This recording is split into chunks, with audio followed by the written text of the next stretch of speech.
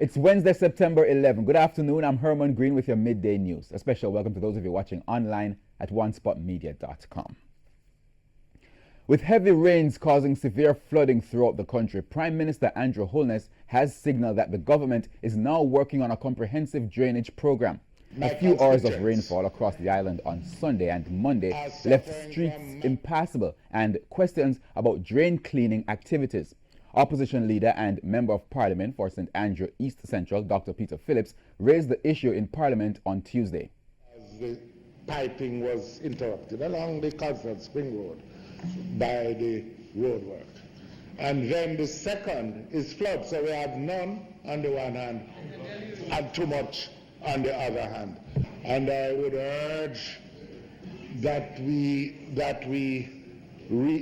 pay attention to some of the drainage patterns which would have been affected by the roadwork just recently done. Now, in response to that, the Prime Minister pointed out that a master drainage study has been completed by the National Works Agency and it will give a comprehensive review of drainage systems right across the country. We have now issued, have done the request for proposals for a drainage design for Kingston and St. Andrew. Hopefully they will go to contracting within a month, and the period of design will be about 6 months. So hopefully we'll have that ready in terms of the major drains that will need to be reconstructed or new drains to be put in for Kingston and St. Andrew. Having said that, the issue is how do we fund this? And in my budget presentation, I mentioned the greater infrastructure development. In the meantime, Prime Minister Andrew Holness has indicated that no Jamaicans died in the Bahamas as a result of Hurricane Dorian. He says members of the Jamaica Defense Force have been helping with recovery efforts. The latest information is that 31 Jamaicans have requested evacuation from the Great Abaco Islands. Of that number, we can confirm that 21 have now been evacuated and are being housed by the Honorary Council. Of course, this is a fluid situation and this may change. Now, despite increased rainfall, the National Water Commission, NWC, says water levels at the corporate area's two main catchment facilities remain critically low. According to the NWC, the Mona Reservoir and the Hermitage Dam are still below 50% of capacity. The Commission says rains over the past 3 days were not enough to improve inflows at both facilities. Yesterday, we were at 29.6% of storage levels at the Mona Reservoir. We have inched upwards to now be at 30.6%, a 1 percentage movement upwards. Similarly, we have had a small movement in the case of the Hermitage Dam, where the day before we were at 43.7% and today we are at 43.8%. Mr. Buchanan says it will take a period of sustained rainfall for the situation to improve at the Mona Reservoir and Hermitage Dam. The storage levels that we have reached at the two major reservoirs has been the result of several months of consecutive below normal rainfall. So since the beginning of the year virtually, we have been seeing below normal rainfall in all of the critical watersheds that supply the corporate area, for example. Whilst we are appreciative of any rainfall that changes that situation, it would not be expected to change with just a few days of short-lived showers. We go on to news in politics as details have emerged of the outcome of yesterday's meeting between President of the People's National Party, PNP, Dr. Peter Phillips, and his defeated challenger, Peter Bunting. Dr. Phillips won by 76 votes in Saturday's PNP presidential election. Speaking at a press briefing at the party's headquarters this morning, Dr. Phillips said he and Peter Bunting have committed to working together in the interest of the party. There will be no recrimination or victimization of any form within the party, even as normal party functions will continue. We both agreed that our supporters should desist from attacks on other party members, whether on social media or otherwise, and that the party's code of conduct and rules must be observed. Phillips added that the campaign teams will be dismantled. However, a team will be established from both campaigns to resolve that might arise which could cause conflict.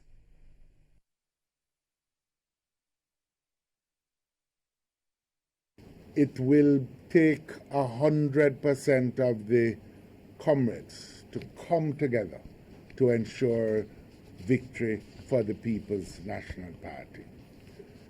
We are calling on all members of the party, all supporters, to now focus on the unity and the strengthening of the party, because we consider Jamaica to be an essential part of our country's social and political legacy. The government is making every effort to reassure entertainment investors that issues relating to the Noise Abatement Act will be addressed in short order. The matter continues to be debated as entertainers, promoters, and others in the industry argue that their livelihood is being disrupted by unrealistic and suppressive laws, including the 2 a.m. shutdown time for some entertainment events. Speaking with TVJ's Anthony Miller recently, Culture and Entertainment Minister Olivia Grange said while the law has to be respected and obeyed, the government will be addressing the matter soon. We're going to address the issue. We're going to move speedily in relation to the amendments to the legislation. But we're also going to see how that protocol that existed in the past, that MOU between the Ministry of National Security and the Ministry of Entertainment, how we can reintroduce that protocol and establish that understanding until the amendments are done. Caretaker for the St. Mary Western Division, Dr. Jason Stanford, is calling for the local government ministry to look at the infrastructure in the area. The call came on Tuesday after fire destroyed a section of the Gale Market. The infrastructure development of this community should no longer be placed on the backbench. There is a need. We want our own fire station. The community needs that. This is long overdue for the past 10 years. It has been going on, and we will no longer kick these issues down the road. The road is also a condition that we must also look into the logistics and the time to respond to these kind of emergency needs. So at this point, we want to be collaborative and help to develop the community and prevent further incidents such as this. And it's time now for a break here on the Midday News. But please stay with us. We have more news after these messages.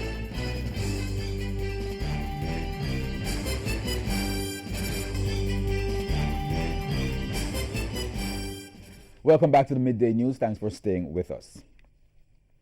The Ministry of Education says upgraded high schools continue to show improvements in academics. Regional Director for Region 3, Sophia Forbes Hall, made the revelation in an interview with TVJ News on the heels of the opening of a new high school in Discovery Bay, St. Anne. TVJ's Janella Press.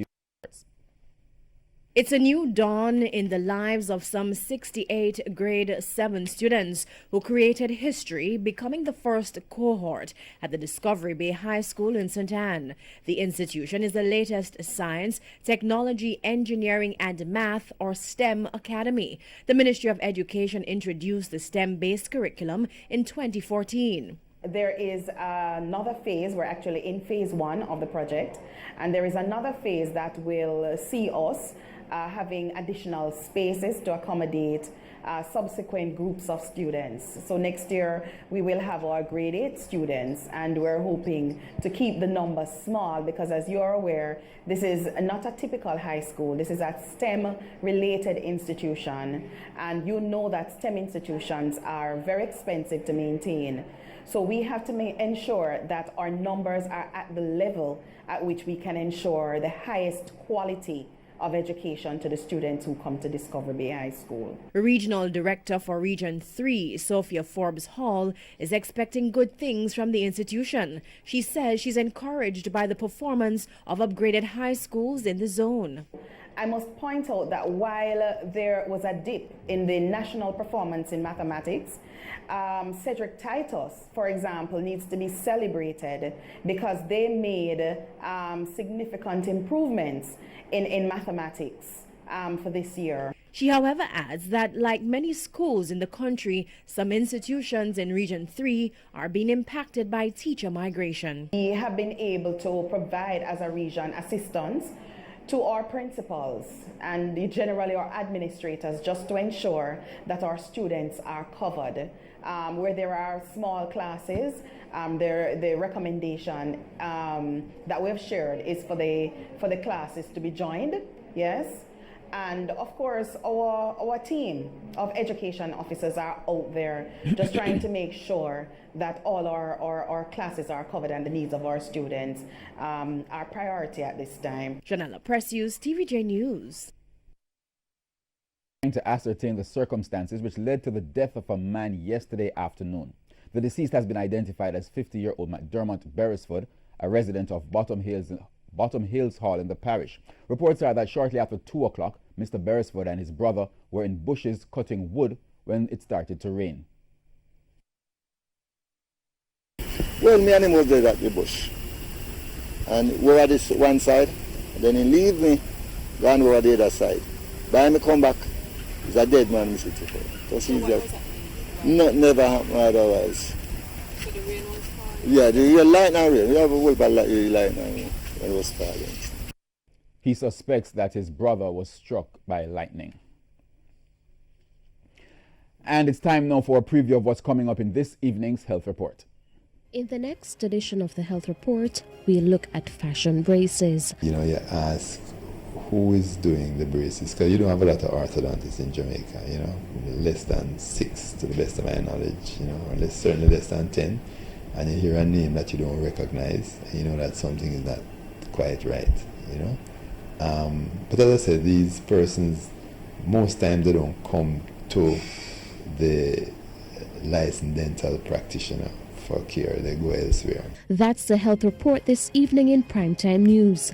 And now for today's Healthy Living tip. If you're wearing braces, it's important that you keep your teeth and braces clean by brushing and flossing. Use a fork and knife because biting into your food causes it to get stuck in your braces. Avoid foods that are hard to bite, such as apples or bagels. And listen to your orthodontist. We go on to news overseas. More than a month has passed since the mass shootings in Ohio and Texas in the United States. And now that Congress is back in session, calls for gun legislation are still growing. The details from the CNN. Gun violence prevention legislation approved by the Democratic-led House Judiciary Committee Tuesday. The bill would ban high-capacity magazines and set up a program to help state and local governments establish red flag laws that prevent people in crisis from having access to firearms. I know the pain of losing a child to gun violence, and no one should ever have to face that pain. The full House needs to vote on the bill before it can advance. President Trump, meanwhile, is mulling over a number of options. According to a source with knowledge on the issue, they include overhauling domestic terror laws and capital punishment for mass murderers. I believe that expanding background checks in some fashion is still on the table. I do believe that to be true. Republican leaders are in limbo, standing by for a decision. Until the White House gives us some indication of what the president's willing to sign, we're waiting to see what it looks like. But critics say McConnell needs to take action. Shame on him. There are people who died. Shame on him. Put the bill on the floor and stop ducking the issue and calling names. Shame on him. I have one message for the Senate. Do your job. Americans are dying. We go on to news in sports. It seems young Jamaican sprinter Brianna Williams, who tested positive for a banned diuretic in June, will definitely miss out on competing at her first Senior World Athletics Championships in Doha, Qatar. Her disciplinary hearing is set to start only 4 days before the actual championships get underway on September 27. Keon Reyna has that report. Following approximately 30 minutes of case management behind closed doors with a 3-member independent anti-doping disciplinary panel comprising of Chairman Attorney Ken Gammon, medical practitioner Dr. Marjorie Vassell, and Sports Administrator Denise Forrest on Tuesday, the dates for Brianna Williams' actual hearing was scheduled for later this month at a venue to be decided. We have set the hearing dates, that's the most I will tell you, for the 23rd, the 24th, and the 25th of September. That's this month at 10 o'clock. More than likely we might come back here, but I'll confirm. And at that time, we will then take the evidence and we will then make our determination accordingly. Gammon made the disclosure to members of the media gathered at the Jamaica Pegasus on Tuesday following the hearing. Well, we had the preliminary hearing as to whether the athlete wanted to, whatever she wanted to do, she has the opportunity and or the right to waive a hearing or have a hearing. She chose to have a hearing. We wouldn't have known that until now. We are having a hearing on the 23rd, and we'll proceed accordingly.